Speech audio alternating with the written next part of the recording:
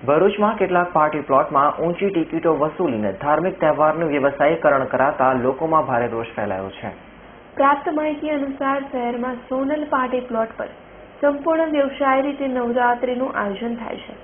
Sonal party પ્લોટના આયોજકોએ પહેલા જ દિવસે ધર્મના નામે ધંધો કરવાની જાહેરાત માઇક્રો પર કરી હતી અને જાહેરાત મુજબ પહેલા દિવસે જે લોકો ગરબા રમવાના પાસ કે ટિકિટ ખરીદે તેને ₹300 અને બીજા દિવસથી ₹800 થી ₹900 ચૂકવવાની યોજના બનાવી હતી।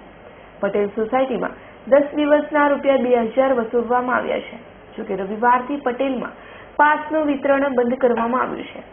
હાઉસિંગ બોર્ડ વિસ્તારમાં રોજના ₹50 વસૂલવામાં આવે છે। આ સિવાય અન્ય ગરબા મંડળોમાં ગરબા રમવામાં કોઈ ચાર્જ વસૂલવામાં આવતો નથી।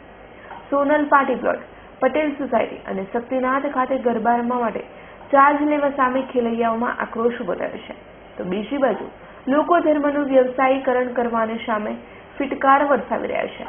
અત્રે ઉલ્લેખનીય છે કે જો ગરબા આયોજકો ગરબાને ભક્તિનો પ્રકાર માનતા નથી અને માત્ર મનોરંજન માની તેના રૂપિયા વસૂલે છે, તો શું તેમને મનોરંજન વિભાગ પાસેથી કોઈ મંજૂરી લીધી છે કે કેમ તે પ્રશ્નો ઉભા થાય છે। પોલીસ પણ સીધી બાબતે ગરબા આયોજકોની પૂછતાછ કરી શકે છે।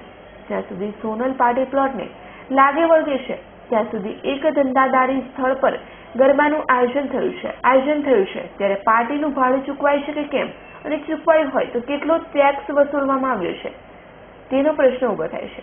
ગરબાના આયોજન ધંધાદારી રીતે થાય તો તેવા સ્થળો પર પોલીસ બંદોબસ્તના પણ રૂપિયા ચૂકવવાના હોય છે। પોલીસ વિભાગે ધંધાદારી ગરબા સ્થળોના બંદોબસ્ત માટે જરૂરી વળતર લીધું છે કે કેમ તે પણ પ્રશ્ન અહીં ઉભો થાય છે। અવી સૈયદનો રિપોર્ટ, S9 ન્યૂઝ, ભરૂચ।